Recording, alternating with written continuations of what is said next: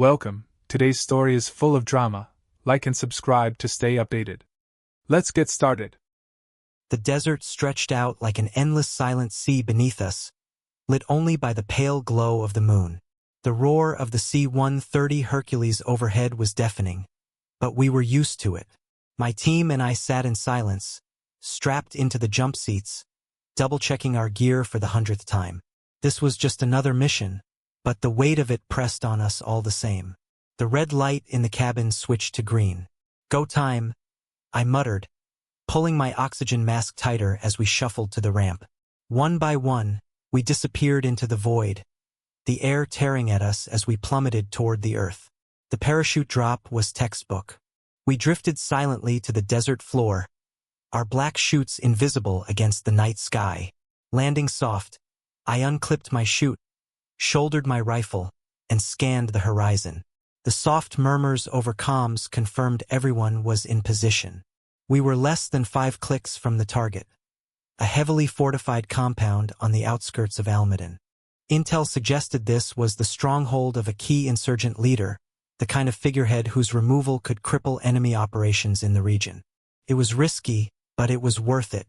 Our approach was slow and methodical, using the rugged terrain for cover. The compound loomed ahead, surrounded by high walls and sporadic guard towers. We split into 2 fire teams, one flanking left, the other right. I led the right team. Every step was deliberate, every shadow analyzed. The breach was synchronized. At precisely 0200 hours, we cut through the outer perimeter with surgical precision. Suppressed weapons spat death at the unsuspecting sentries on the walls. The first phase was complete before the enemy even knew we were there. Then all hell broke loose.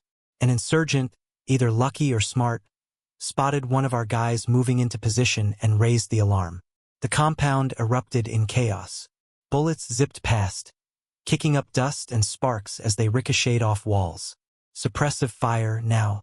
I barked into my comms, dropping to one knee and squeezing off controlled bursts from my M416. My team responded instantly, laying down fire as the second group breached the main building. Inside, it was a maze of narrow hallways and cheap concrete walls. We cleared room after room, voices barking orders in Pashto and Arabic as the defenders scrambled to organize. It wasn't a fair fight. They were outmatched, outgunned, and completely overwhelmed. I kicked open the final door, and there he was, the target. His photo was burned into my brain after weeks of preparation. He reached for a weapon, but he didn't get the chance. One shot, center mass, and it was over. Target down, I confirmed into the radio. My voice was calm, but my hands shook as the adrenaline began to fade. We exfiltrated just as quickly as we'd come, melting back into the shadows as reinforcements arrived. Too late to do anything but find their leader dead. By the time we reached the extraction point, the sun was just beginning to crest over the horizon, bathing the desert in hues of orange and gold. Back at base, I was still replaying every moment of the mission in my head when the CO called me into his office. "Jameson," he said with a rare smile, "you've earned some good news for a change." He handed me a folded sheet of paper. My eyes scanned the words, and for the first time in months, I felt a weight lift off my shoulders. "You're going home," he said. "Long overdue vacation." For a moment, I just stood there, paper in hand, trying to process it. Home. Finally. It was time to be with my family. The idea hit me the moment I was handed that leave notice. I'd seen those videos before, the ones that tug at your heart no matter how tough you are. Soldiers coming home to surprise their families. Dogs going crazy, tails wagging like they might fly off. Wives running to wrap their husbands in hugs that seemed like they could last forever. And the kids, some breaking down in tears, others leaping into their dad's arms like they'd waited their whole lives for that one moment.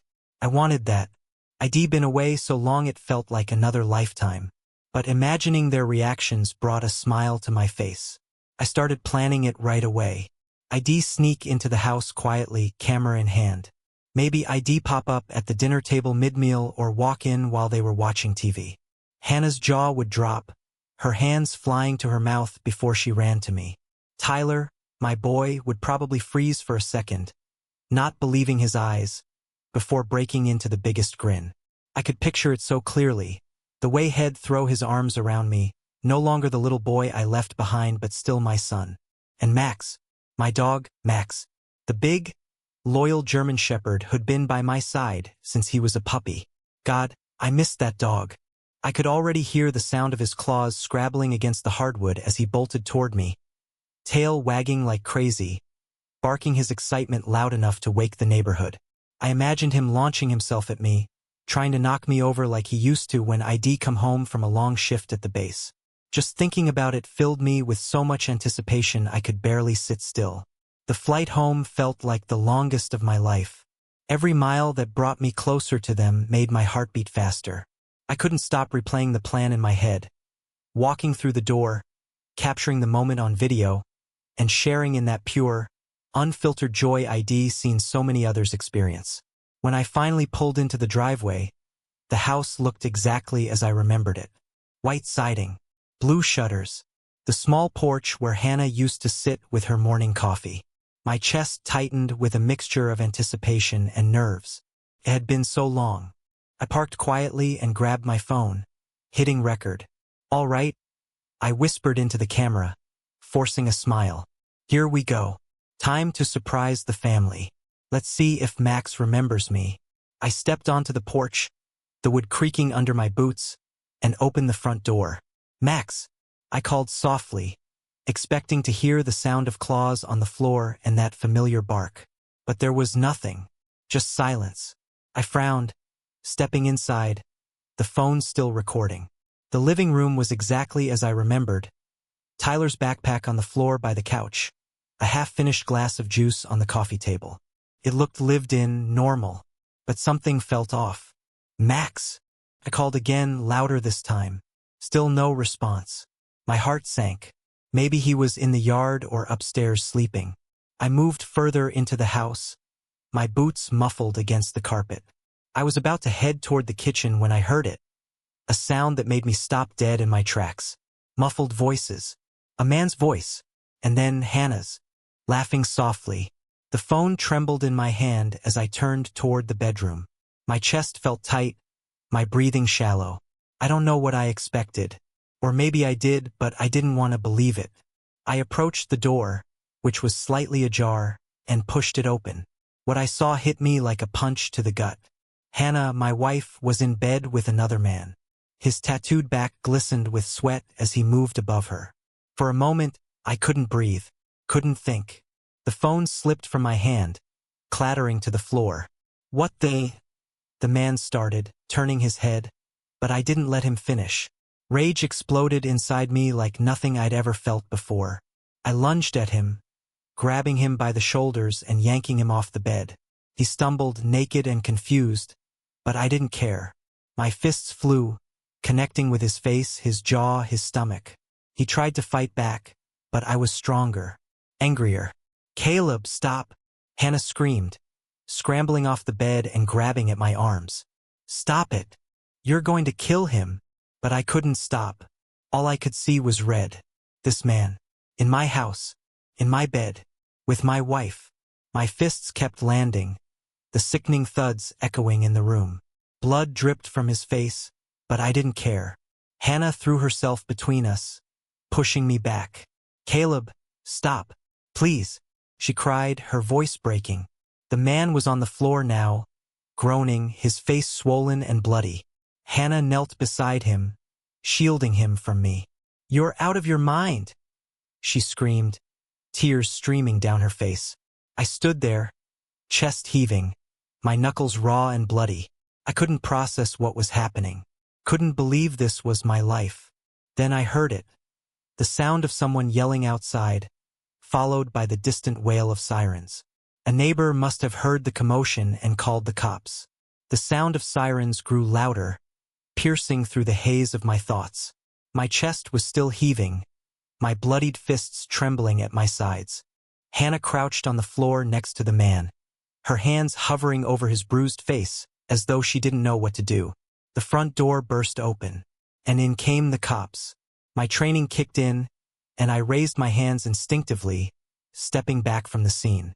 My military uniform was still on me, a stark reminder of the life I lived up until this moment. A life of discipline and sacrifice. All for the family I thought I was protecting. Caleb Hunter, the officer called, stepping into the room. Step away and put your hands behind your head. Then I saw him. Ethan Lawson. Ethan, my childhood friend. The guy I used to play ball with in the street. The one who covered for me when we got into trouble as kids. His face was a mixture of shock and understanding as he took in the scene. Me standing there, fists bloody, the man on the floor groaning, and Hannah pale and crying. He sighed heavily and stepped forward. "Caleb," he said quietly, his tone heavy, almost apologetic. "Do what you have to, Ethan," I muttered, my voice steady but cold. He nodded, his jaw tightening as he pulled out the cuffs. "I'm sorry, man," he whispered, leaning in as he locked the cuffs around my wrists. "But I swear to you, they'll make this right somehow." I didn't respond. What could I say? My mind was spinning, but my face stayed stone cold. I wasn't about to fall apart. Not here. Not in front of Hannah. Not in front of Ethan. And definitely not in front of the man on the floor. Ethan gently but firmly pulled me toward the door, but I stopped. My eyes locked onto Hannah. She was staring at me, tears streaming down her face, her lips trembling. There was guilt in her eyes. She knew she had messed up. I could see it as clearly as I saw the blood on my hands. But I didn't say anything to her. What could I say to a woman who had betrayed me like this? Then my gaze shifted to him, the man on the floor, his face swollen and bloodied. He had the audacity to smile at me. A weak, smug smile. A smile that sent a fresh wave of rage coursing through my veins. I stared at him for a long moment, my jaw tightening. Then I turned back to Hannah. My voice was low, steady, icy. "Start counting." The cold fluorescent lights of the police station buzzed faintly as I sat there in the holding cell, staring at my bruised knuckles. My mind was racing, yet everything felt like it was moving in slow motion. How had my life unraveled so quickly? Just hours ago, I'd been planning a surprise homecoming, dreaming of hugs and laughter. Now I was locked up. My hands still ached from the punches I'd thrown. And my heart? It was heavier than it had ever been. A cop approached the cell, unlocking the door and handing me a phone. "You've got one call. Make it count," he said gruffly. I didn't hesitate.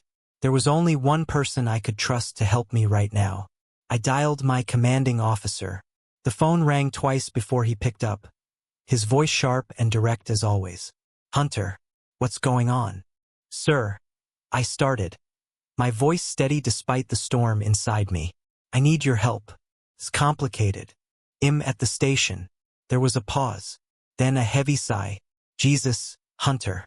All right, hold tight. I'm sending someone to you right now." A pause. "Melissa. She's my daughter. She's a lawyer. And a damn good one. She'll take care of this. We'll talk more when you're out." I muttered a quick, "Thank you, sir," and hung up. Relief washed over me, though it was faint and fleeting. It wasn't long before she arrived. The officer who escorted me back to the interrogation room said, "Your lawyer's here." I was expecting someone tough and no nonsense, maybe a grizzled veteran of courtroom battles. But when she walked in, I was taken aback. Melissa was stunning. Sharp features, piercing eyes that seemed to size up the entire room in an instant. She carried herself with a confidence that made it clear she wasn't just any lawyer. She was the kind who knew how to win. "Caleb Hunter," she said, sitting down across from me. Her voice was calm but firm. "I'm Melissa. My father sent me. Let's get straight to the point." She opened her briefcase and pulled out a notepad, clicking her pen as she leaned forward. "First, I need you to tell me everything. No holding back. What happened tonight?" I hesitated, the shame of it all bubbling up again. But I knew I had no choice, so I told her everything. Melissa listened intently, not interrupting once. Her pen flew across the page as she jotted down notes, her expression unreadable. When I was done, she leaned back in her chair, crossing her arms. "All right," she said, her voice measured. "Here's where we stand. I'm going to do everything I can to get you bailed out. But you need to understand something." "What?" I asked, leaning forward, desperate for answers. She sighed. Hannah has already testified against you. Not only that, but she's filed a restraining order. Her words hit me like a punch to the gut. I stared at her, dumbfounded. A restraining order? I growled. How the hell did she manage that so quickly? Melissa's eyes narrowed slightly as she leaned closer, her voice dropping. That's what I'm going to find out. We have a tough fight ahead of us, Caleb. But trust me, I'll figure out exactly how she pulled that off. The next morning, I stood in the courtroom, still wearing my uniform, the insignia on my chest feeling heavier than ever. The room was cold, sterile, unwelcoming. A stark contrast to the heat of the battlefields I was used to. But here, the stakes felt just as high. The judge entered. A woman in her 40s with sharp features and an air of no-nonsense authority. Her piercing gaze swept over the room before settling on me. Her expression was one of thinly veiled disdain. She adjusted her glasses and began in a curt, condescending tone. Mr. Hunter, why did you beat up Mr. Adam Collins?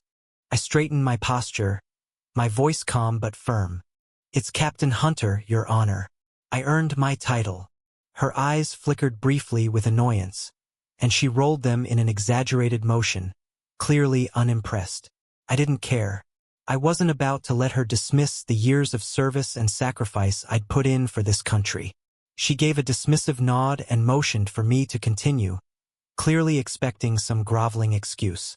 But I wasn't about to give her that. Taking a deep breath, I locked eyes with her and began. I came home last night unannounced after months away, serving my country. I wanted to surprise my family. When I entered my home, I saw Mr. Collins on top of my wife, Hannah. I let the words hang in the air for a moment, my voice steady but laced with the simmering anger I still felt. In that moment, I believed she was being assaulted. I didn't know who this man was, and I took him as a threat. I paused, meeting the judge's gaze directly. And I took care of it. The judge leaned forward, her voice dripping with disdain as she repeated my words. Took care of it? You broke his nose and 3 ribs. You call that taking care of it? I straightened my back, locking eyes with her. There was no hesitation in my voice. Your Honor, I've been trained for years to kill. You can check my credentials. I'm exceptionally good at it. If I wanted to, I could have killed him without him even realizing it was happening. So you must understand, I never intended to kill him. I only intended to subdue the danger that I believed my wife was in. Her expression darkened, her lips pressing into a thin, disapproving line. The courtroom grew quieter, the weight of my words lingering in the air. The judge leaned back in her chair, tapping her pen against the desk. You have some attitude issues, Mr. Hunter, she said sharply. My jaw tightened. It's Captain Hunter, I shot back, her face flushed, her eyes flaring with anger. I could feel the tension rising in the room. Out of the corner of my eye, I could see Melissa stiffen, her fingers gripping the edge of her notepad. By now, my lawyer looked like she was about to lose it. Her lips trembled slightly, as if she were holding back frustration. She pressed her hands together tightly, trying to keep her composure. The judge's voice called the prosecution to proceed. And then I watched as Hannah took the stand. She walked up with a calm, almost defiant demeanor, avoiding my gaze. It was as if the years we'd spent together had evaporated into thin air. The prosecutor began questioning her, and Hannah's words cut through me like shards of glass. Adam is a good friend, she said, her voice steady but void of remorse. He was just taking care of my needs while my husband was always absent. Taking care of her needs. I clenched my fists under the table, my nails digging into my palms. Melissa placed a hand on my arm, silently urging me to stay composed. Hannah continued, her voice colder now. Our marriage was already over, Your Honor. Caleb just didn't know it yet. I filed for divorce this morning. My heart sank at her words, not because I hadn't seen this coming, but because of how calculated it all seemed. She had planned this, down to the minute, filing for divorce on the very morning she knew I'd be sitting here, fighting for my dignity. Then, as if to twist the knife, they called him. Adam Collins swaggered up to the stand like he had no care in the world, a smug smile plastered across his face. He adjusted his collar as if he were a gentleman instead of a homewrecker. "I was just helping Hannah with her needs," he said casually, his eyes flickering toward me with that same grin he had in my house. "Captain Hunter here clearly isn't capable of taking care of her. She needed someone present, someone reliable." Every word he spoke felt like gasoline on the fire burning inside me. Melissa's grip on my arm tightened. "Don't," she whispered, sensing the storm brewing within me. I swallowed hard, forcing myself to stay silent. Finally, the prosecution called Ethan, Officer Lawson, the man who had arrested me. Ethan walked up, his expression grim but steady. He looked like a man torn between duty and loyalty. As he glanced at me briefly before speaking, I could tell he was still wrestling with that conflict. "Captain Hunter was cooperative during the arrest," Ethan began, his voice even. "He didn't resist or cause any additional trouble." He paused, glancing at the judge. "During the investigation, we collected his phone as part of the evidence. On that phone, there was a video recording of Captain Hunter entering his home. The video clearly shows that he was unaware of Mr. Collins' presence in the house. Based on the footage and his immediate reaction, it's evident that Captain Hunter believed his wife was in danger. It was clear to me, and anyone with a shred of logic, that the evidence presented in court supported my claim. The video footage alone proved I had no idea who the man in my home was. My actions were instinctual, driven by my belief that my wife was in danger. Any rational person would have understood that. But Judge Brenda Wallace, seated high on her bench, clearly had her own perspective. Her eyes bore into me as she leaned forward, speaking in a tone laced with disdain. "Captain Hunter," she began, emphasizing my title as if mocking it, "society is not your war zone. You cannot simply walk into a room, beat someone to a pulp, and expect to walk away without consequences. Your machismo and bravado might work in the military, but it does not belong here." I felt my jaw tighten, but I said nothing. Her words stung, not because they held truth, but because they carried such venom. She adjusted her glasses and continued, her voice now tinged with condescension. "I can understand that you've been serving your country, and I commend that. But serving the country does not mean you're serving your wife's needs. Captain, your wife has needs, and she has the right to get those needs catered to." My wife had the right. I stared at her, disbelief washing over me. This wasn't just about infidelity anymore. This was about painting me as some absent, negligent husband, while justifying her betrayal that I couldn't help it.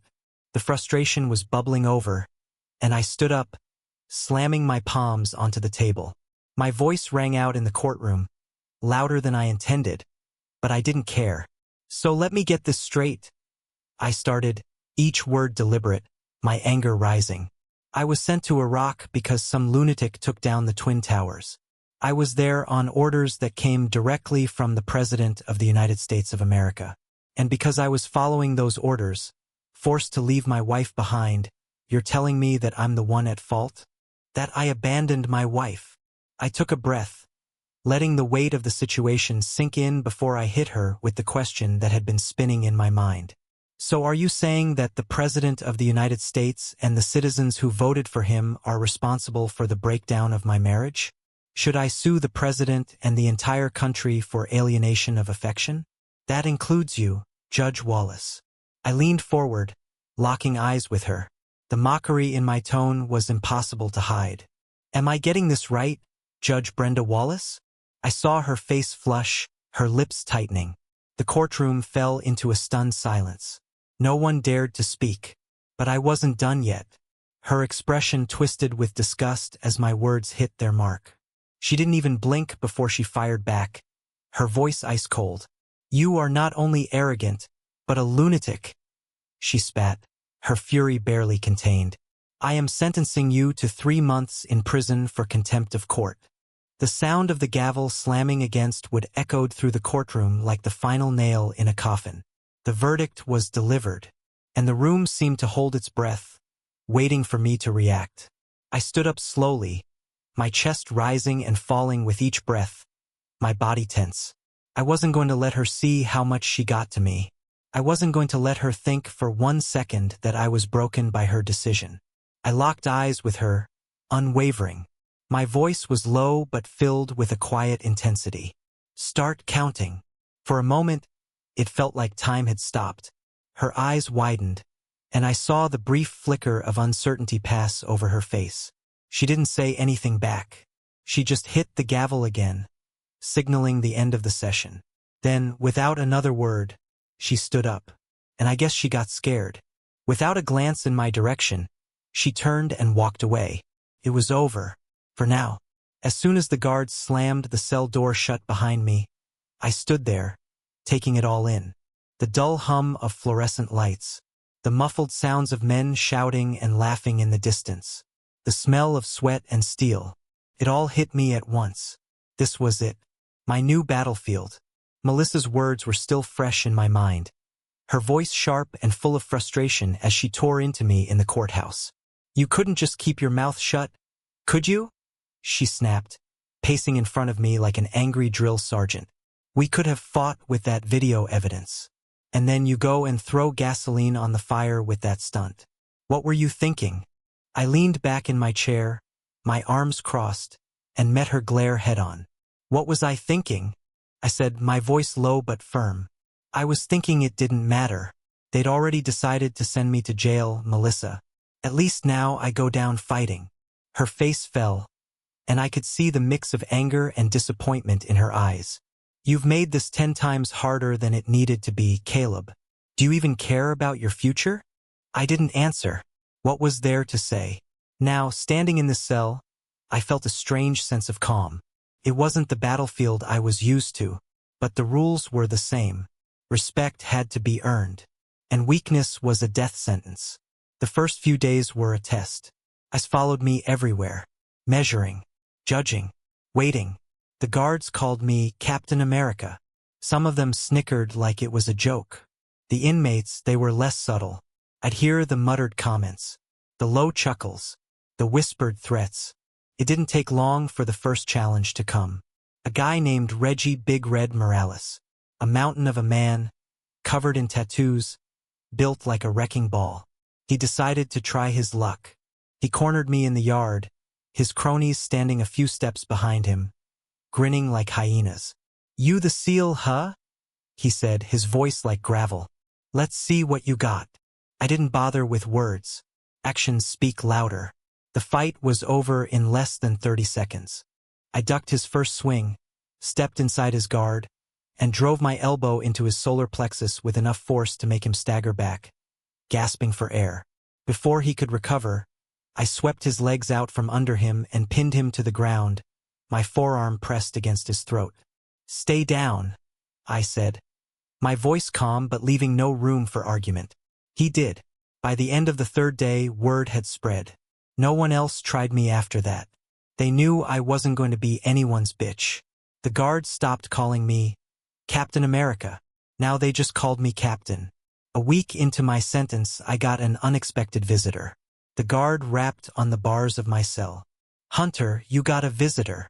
I almost ignored him, thinking it was probably Melissa again, ready to lecture me about my courtroom outburst. But when he mentioned Hannah's name, I felt my stomach churn. I debated saying no, but curiosity got the better of me. What could she possibly want? They led me to the visitation area. As I sat at the cold metal table, I spotted her walking in.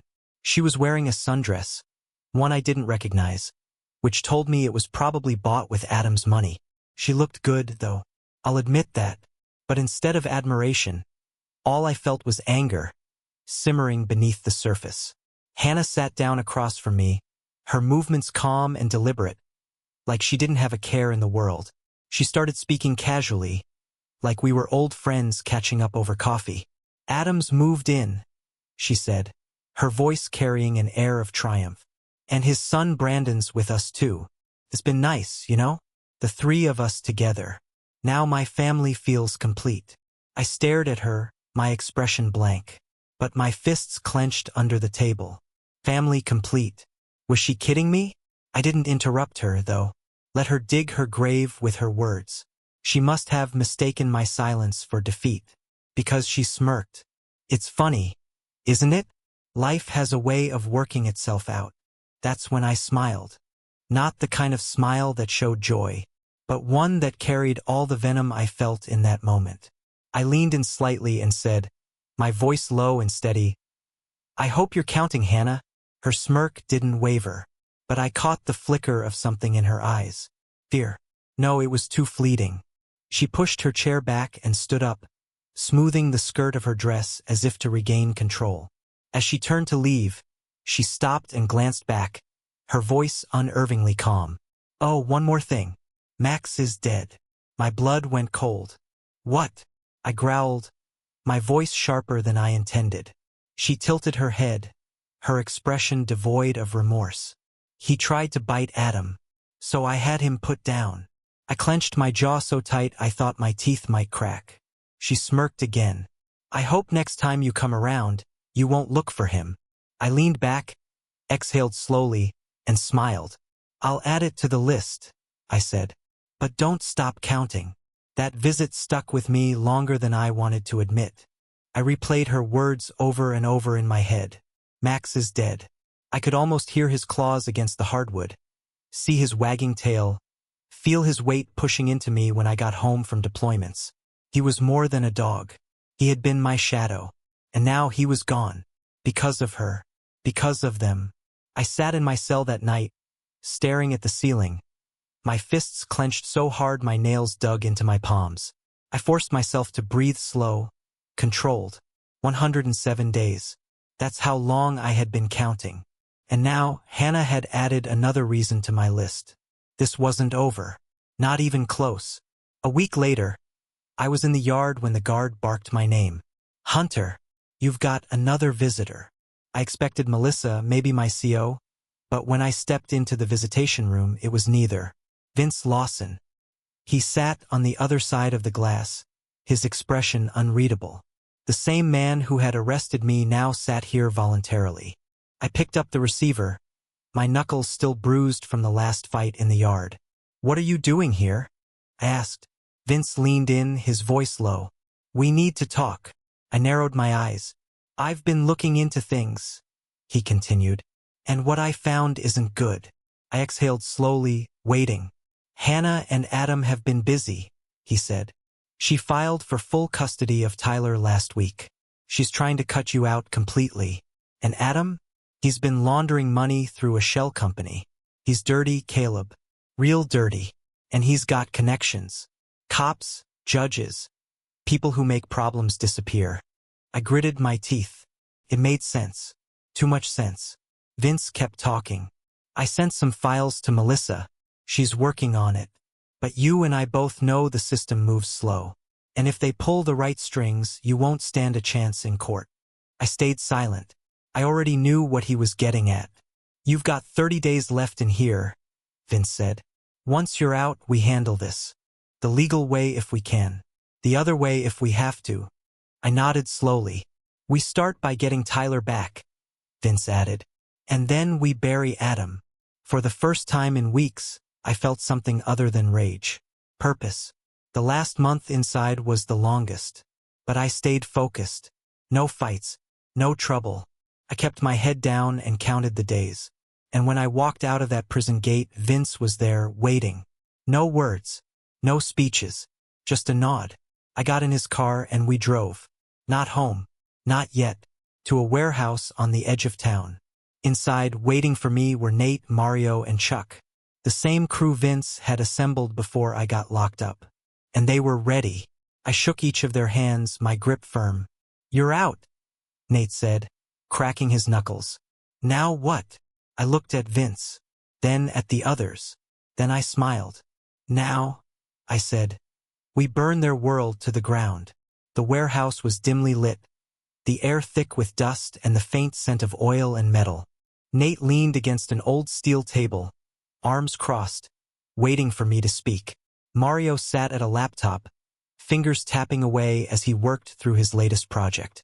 Chuck, ever the quiet one, just stood by the door, his eyes scanning the room like he was expecting trouble. Vince sat across from me, a small smirk on his face. "So," he said, lacing his fingers together. "Where do we start?" I exhaled slowly. "Tyler." The room fell silent. I wasn't thinking about revenge. Not yet. First, I had to get my son. Hannah had played her legal games, filing for full custody while I was locked up, using Adam's money and connections to keep me away. But that was about to change. Mario spun his laptop around, showing me a map. "I've been tracking Hannah's movements for the past 2 weeks. She's been careful. Different routes. No real pattern. But I found something." He tapped a location on the screen. "She drops Tyler off at Cedarbrook Academy every morning. Same time, give or take a few minutes. And she picks him up herself.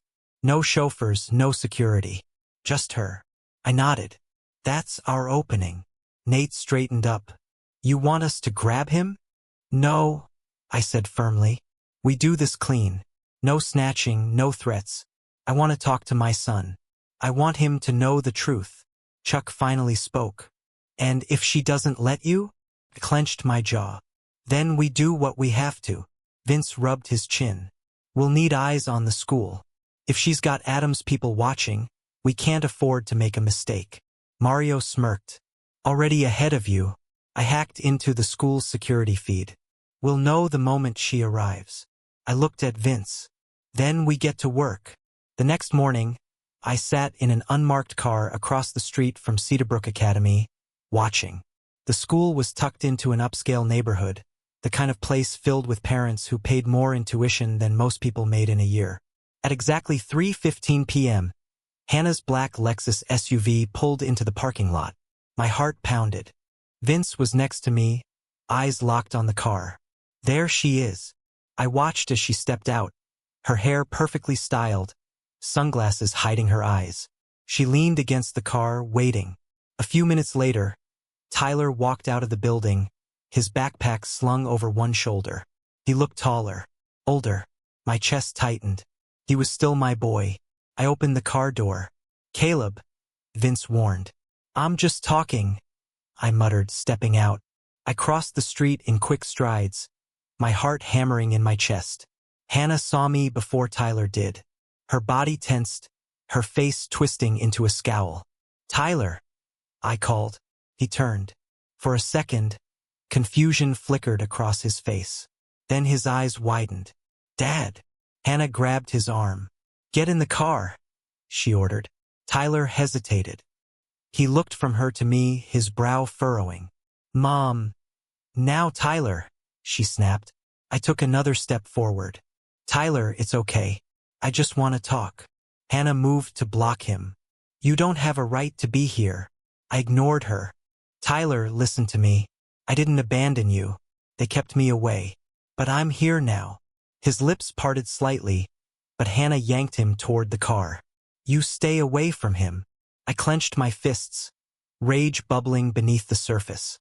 "You don't get to take him from me." She smirked. "Oh, I already did." I took another step forward.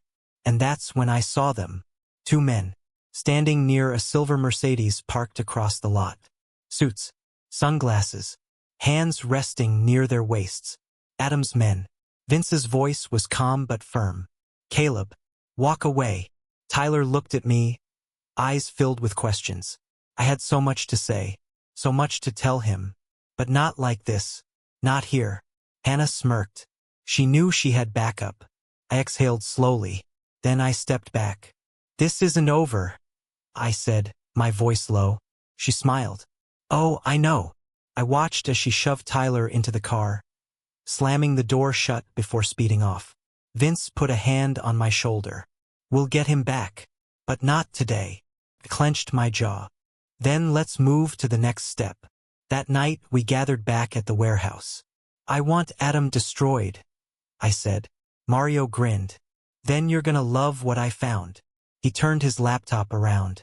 Emails, bank records, offshore accounts, drug transactions. Adam wasn't just laundering money. He was moving product. Small shipments, nothing flashy, but enough to get him buried under federal charges if the right people saw it. I leaned in. Where's his next drop? Mario clicked through a few files. Tomorrow night. An abandoned motel off Route 47. Quiet. No cameras. He meets with a guy named Felix Garcia, mid-level distributor. If something were to happen to Felix, Adam wouldn't have an out. I exchanged a glance with Vince. We crashed the deal, I said. Nate smirked. Sounds fun. The next night we were in position. Vince had eyes on the motel from a nearby rooftop. Nate and Chuck waited in a stolen van down the road. I sat in the driver's seat of a blacked-out SUV, gripping my gun. At exactly 11:30 p.m., Adam's car pulled in. He stepped out, dressed in a dark suit, looking like he had the world in his pocket. Felix Garcia arrived moments later. They met in the parking lot, exchanging briefcases. Now? Nate asked over the radio. Wait, I murmured. Felix opened the briefcase, inspecting the money. He nodded. Adam turned to leave. Now, I said. Vince fired first. A single shot shattered the rear window of Adam's car, sending him diving for cover. Nate and Chuck stormed in, guns drawn, pinning Felix's men before they could react. Adam scrambled for his phone, trying to call for help. I walked toward him slowly. He looked up, blood running down his forehead from flying glass. You, he breathed. I crouched beside him, pressing my gun to his temple. Start counting, I whispered. His eyes widened. You can't, I smiled. I already did. Then I pulled the trigger. The gunshot echoed through the empty parking lot, the muzzle flash illuminating Adam's face for the briefest second before his body slumped against the pavement. His lifeless eyes stared at nothing. I exhaled slowly, my pulse steady. It was done. Felix's men were already on the ground, zip-tied and gagged. They weren't the mission. Adam was. And now he was gone. Vince stepped up beside me, nudging Adam's body with his boot. Didn't even beg, he muttered. I holstered my weapon. He thought his money could save him, thought his connections made him untouchable. I turned to the others. Not tonight. Mario, still back in the van, checked the police scanner. We've got about 6 minutes before someone notices those shots and calls it in. Plenty of time, Nate said, already moving toward Adam's car. He popped the trunk, pulling out a small black duffel bag. Vince whistled. Let me guess. The buy money? Nate unzipped the bag, revealing stacks of cash. Oh yeah. Looks like Adam was planning to expand. I turned to Chuck. Make it disappear. He nodded, already moving to torch the motel room where the deal had gone down. The fire would cover the evidence, turn this whole scene into another unsolved mystery for the papers. I crouched down beside Adam's body one last time. Then I whispered, that was for Max, and we left. Back at the warehouse, we regrouped. The night had gone exactly as planned. Adam was gone. His operations would crumble. But I wasn't done. Hannah was next. Vince sat across from me, his expression cautious. You really want to go after her? She took my son, I said, my voice sharp. She took my damn dog. She played every dirty trick she could.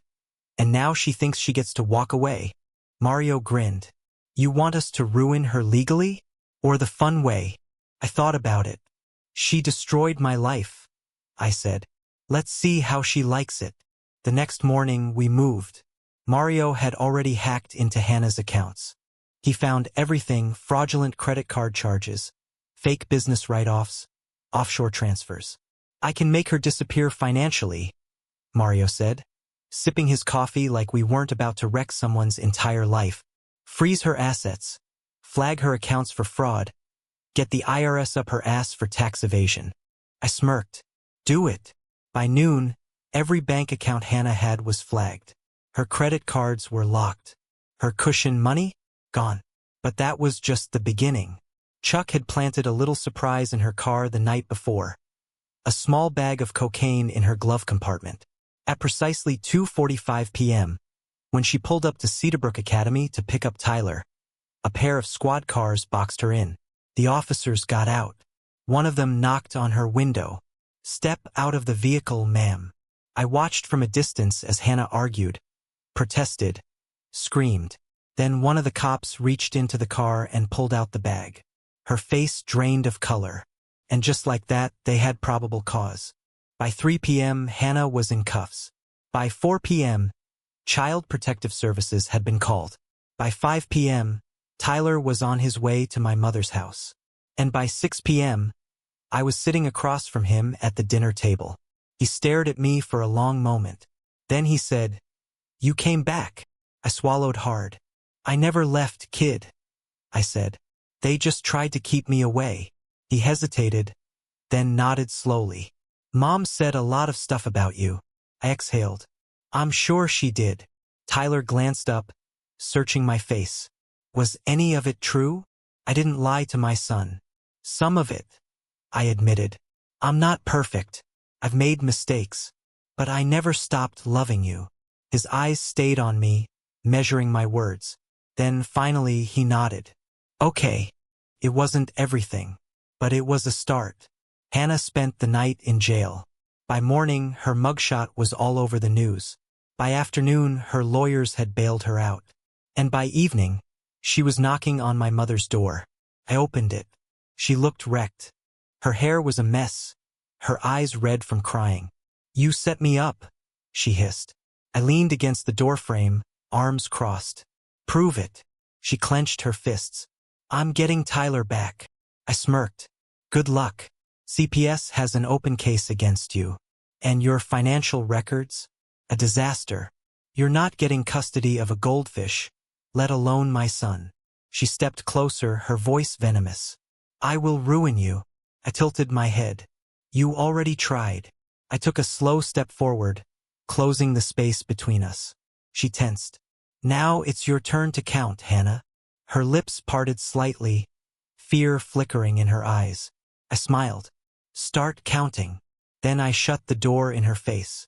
3 weeks later, I sat at a bar with Vince, Mario, Nate, and Chuck. We'd won. Adam was gone. Hannah was finished. Tyler was back. And for the first time in years, I felt free. Mario clinked his beer against mine. "What now?" I smirked. And then a familiar voice spoke behind me. "Hunter." I turned. It was Ralph. A ghost from my past. A man I hadn't seen in years. He slid into the seat across from me, his expression serious. "There's a Mexican drug lord," he said. "Calls himself the Soup Maker." Vince raised an eyebrow. "I don't like that name." Ralph ignored him. "I've been tracking him. He's here. And he's a problem." I exhaled. I had just finished cleaning up one mess. And now another one was at my doorstep. Ralph leaned in. "I need a team," he said. "You in?" I looked at my crew. Then I smiled. "Let's get to work." The bar went quiet. Ralph's words hung heavy in the air, and I could feel the weight of them pressing down on the table between us. The Soup Maker. I hadn't heard that name in years. Vince leaned back in his chair, swirling the beer in his glass. "You sure about this, Ralph?" Ralph's eyes didn't waver. "I wouldn't be here if I wasn't." Mario cracked his knuckles. "Who the hell calls themselves the Soup Maker? What kind of nickname is that?" Chuck leaned forward, his expression unreadable. "He got the name because of what he does to people." The table went silent again. Vince exhaled. "Shit. I already knew." The Soup Maker wasn't just another cartel boss. He was a specialist, a problem solver for the higher-ups. He didn't just kill people, he erased them. Bodies dissolved in acid. No remains. No evidence. No trace. If Ralph was saying he was here, that meant trouble. I tapped my fingers against the wooden table, thinking, what's he doing stateside? Ralph leaned in. Expansion. He's setting up shop here. Laundering money through politicians, cops, business owners. He's making his move before the feds even know he exists. I glanced at Vince. He already knew what I was thinking. "You want to take him out?" Vince said flatly. I nodded. Ralph smirked. "That's why I came to you." The setup the next morning, we met in the warehouse. Mario had already started pulling data. He's been running operations out of an abandoned slaughterhouse on the south side. Classic move. Nobody asks questions about the smell. Chuck shook his head. That's sick. Yeah, Mario said, typing rapidly. But here's the problem. He's got security tighter than Fort Knox. Motion sensors, armed guards, reinforced walls. If we go in loud, we won't make it past the front gate. Vince folded his arms. So we go in quiet. I nodded. We'll need eyes inside first. Mario's lips curled into a grin. Already working on that. He tapped a few keys and pulled up a grainy security feed. Meet Luis Mendoza, one of the Soupmaker's money runners. Moves product, delivers cash. Low enough on the food chain that he won't have much protection, but high enough that he knows where the bodies are buried. I smirked. So we grab him. Chuck's face darkened. And then, I didn't hesitate. We make him talk. The interrogation that night, Luis Mendoza left a high-end casino downtown, pockets full of cartel money. He never made it home. We intercepted him on a quiet stretch of road, boxed in his car, and pulled him out. By the time he woke up, he was tied to a chair in the middle of the warehouse, a single overhead bulb flickering above him. Mario crouched in front of him, smiling. Morning sunshine. Luis groaned, trying to move, but the ropes held firm. What the hell? Vince slammed a fist into his gut, cutting him off. Luis gasped for air. We're gonna make this simple, I said, stepping forward. You tell us what we want to know, and you walk out of here breathing. Luis spat blood onto the floor. You don't know who you're messing with. Chuck cracked his knuckles. Neither do you. Mario sighed dramatically. Why do they always resist? I pulled out my knife, letting the steel catch the light. You've got 10 seconds before this gets ugly. Luis glared at me, chest heaving. Go to hell. I didn't blink. I drove the knife into his thigh. He screamed. The sound echoed through the warehouse. Start talking, I said coldly. Luis panted, his face drenched in sweat. You don't get it. The Soupmaker doesn't just kill people. He destroys everything. Your family, your friends. He'll burn down your entire life. I twisted the knife. Luis howled in pain. I don't care, I said. Where is he? Luis clenched his jaw. You're dead. All of you. I pulled the knife out. Then, without warning, I slammed the hilt into his temple. His head snapped back. I'm running out of patience. He let out a shaky breath. Fine. Fine. Mario leaned in. We're listening. Luis swallowed hard. He's meeting with a buyer tomorrow night. Private airstrip. Midnight. He's moving half a ton of product. I exchanged a look with Vince. This was our shot. I nodded at Chuck. He stepped forward and knocked Luis unconscious with one clean punch. The ambush. We arrived at the airstrip an hour early, setting up positions. Vince and I took the sniper perches. Chuck and Nate were in the field. Mario was running comms, monitoring police chatter. At exactly midnight, headlights cut through the darkness. 3 black SUVs rolled up. Then, another set of lights, private jet, pulling onto the runway. The deal was starting. The Soupmaker stepped out of the lead SUV. I adjusted my scope. He was wearing a suit, looking more like a businessman than a cartel enforcer. But I knew better. This was the man who made people disappear. Not tonight. The buyer, a middle-aged man in a gray suit, shook hands with him. Then the briefcases came out. On my mark, I whispered into the radio. Vince steadied his rifle beside me. The Soupmaker nodded at one of his men. A large duffel bag full of cash exchanged hands. Then, now, the first shot rang out. The driver of the lead SUV dropped instantly, blood spraying across the hood. Chaos erupted. The Soupmaker dove behind a car, barking orders in Spanish. His men scrambled for cover. Nate and Chuck stormed in, guns blazing. I took another shot, dropping a second bodyguard. Vince's voice was sharp. They're making a run for the plane. Not happening. I shifted my aim. The Soupmaker was sprinting for the jet. I exhaled and fired. The bullet tore through his knee. He collapsed onto the tarmac, screaming. Nate reached him first, kicking his gun away. Vince and I joined them. The soup maker clutched his leg, his face twisted in agony. "You have no idea what you've done." I crouched beside him. "No," I said. "You have no idea." He sneered, trying to hide his pain. "You think killing me changes anything?" I smiled. Then I pulled the trigger. The aftermath by sunrise, the cartel was in shambles. The soupmaker's empire collapsed overnight.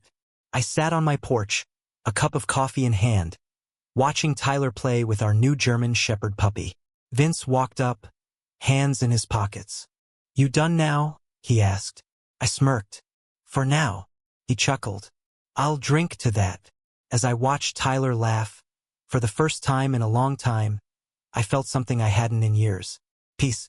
And this time I wasn't counting anymore. And that's a wrap. Is Caleb's fight truly over? Comment below. Like, share, and subscribe. See you next time.